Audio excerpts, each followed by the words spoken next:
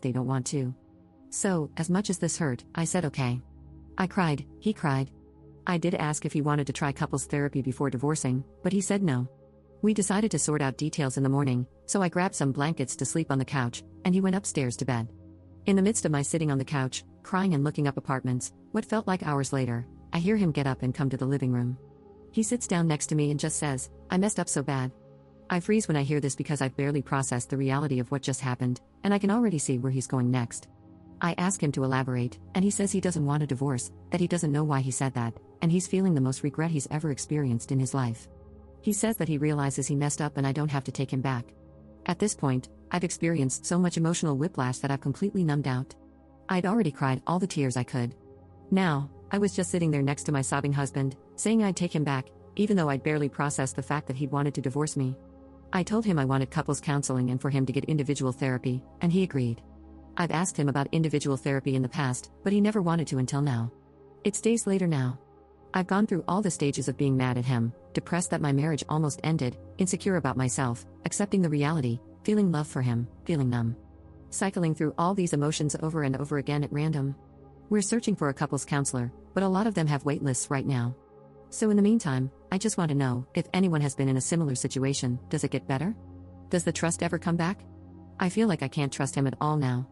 When he touches me, I freak out sometimes because that's not the comforting feeling I'm used to when he touches me, it's the feeling like he's suffocating me. I want to be here for him and help him through whatever mental challenges he's facing. But this has been affecting my work and my schooling. I left my dream school for him. I can't just keep prioritizing him above everything else when he clearly doesn't do the same for me. And yet, until now, he was doing the same for me. He's always been so sweet, buying me flowers, making dinner, going out of his way to make time for us. And before you scream abuse, please know I've been in abusive relationships before, and they felt nothing like this. He's not like those guys, this is the first time he's ever done something like this. I just don't know how we can recover. Any advice on how to get through this would be appreciated. Update 1. 1 year ago, I, 24F, made this post asking for advice on how to continue with my relationship after my now ex-husband, 26M, betrayed my trust by telling me he wanted a divorce out of the blue and then changing his mind just a couple of hours later. As stated above, he is now my ex. Those of you who said that he would repeat the same behavior again, you were right. On New Year's Day 2024, he said he wanted a divorce, packed a bag, and left for a motel, then came back hours later. I'll admit, I was a wreck that day. I asked him if this was just going to be like last time, and he said no. I asked him if he felt mentally okay, and he said he felt fine. I got on my knees and begged this man to stay, not my proudest moment, and he looked at me with empty, vacant eyes and just left. I was in tears for a couple of hours, but then I opened this app to try to distract myself and saw that he had made a now-deleted post on the divorce subreddit about how he left me and felt bad but didn't regret it. Then I went from depressed to furious. I called my landlord and told him that I was getting a divorce and needed his help in changing the locks. My landlord was very understanding and helped me do so. A few hours later, I heard a knock on the door, and when I opened it, my ex-husband was standing there. I didn't even get a chance to tell him to leave because he immediately collapsed into my arms, sobbing.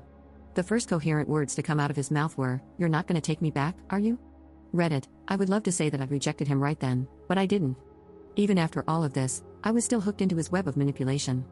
So instead, I sat down with him and had a long discussion about how much he hurt me, how in the middle of working to rebuild the trust that had been broken between us, he completely destroyed any progress that had been made and found a way to make that distrust even worse. I don't remember the details of what he said, but he always knew what to say to get me to feel sorry for him. The night ended with me saying I would take him back. He was smiling, saying he'd never felt so hopeful. He wrote me a love poem that night for the first time in years. Meanwhile, I had never felt so broken, and I told him that after he said he felt so hopeful. He shrugged it off and said I'd feel better in the morning. I did not, in fact, feel better in the morning. During the next few days, while I was trying to pick myself back up, study for finals, and continue going to work as if nothing was wrong, he went back and forth every day on whether or not he loved me, whether or not he wanted to be married to me. He said he thought he loved the idea of being a husband more than he loved me. My last straw was when I reached out to one of his childhood friends, whom I had interacted with a few times and thought I could trust to be honest with me, and asked him if he had ever noticed any red flags in my ex-husband's behavior in his past relationships or behavior towards women in general. This friend assured me that he had never noticed anything of the sort. I thanked him and asked if he could please not tell my ex-husband I asked that, since I was afraid of what he might do. When my ex-husband came home from work that day, I could immediately tell he knew. He opened the front door so forcefully. He sat down on the couch next to me, told me he knew, and said in a low and almost growling tone of voice, "But I know you didn't mean any harm by it." I was frozen in fear and couldn't say anything, but then he grabbed my face and turned my head to look at him. His eyes looked so cold, and he said again, "You didn't mean any harm by it, right?" I nodded and forced myself to answer, "Right." And I knew in that moment this man would unalive me if I didn't find a way out of this relationship, if I didn't off myself first with how bad my mental health was getting after dealing with him insulting and belittling me day after day. I was genuinely starting to spiral into a dark place I hadn't been to in years. The next day, while he was at work, I packed a bag, wrote a note telling him I'm leaving, and that I want his stuff out of the house when I get back. I left the note on the counter with my ring and spent the night at my mom's. It is an uncontested divorce, filing by mail, and should be finalized in April. I started the paperwork at my mom's house that first night of separation. Since ending my relationship, I have gone to therapy and realized just how abusive and manipulative my ex-husband was. I also understand how broken he is, but being mentally unwell is not an excuse for abusive behavior.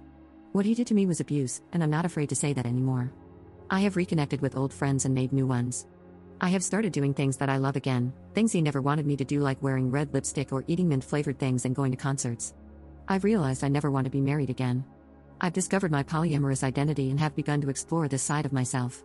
I have plans to move out of my hated hometown that he had dragged me back to. I feel so much more joy, freedom, and self-love than I ever did when I was in a relationship with my ex-husband. Thanks to the support of hundreds of voices telling me I deserved better, I realized how true that statement was. I deserve better, and now I have better.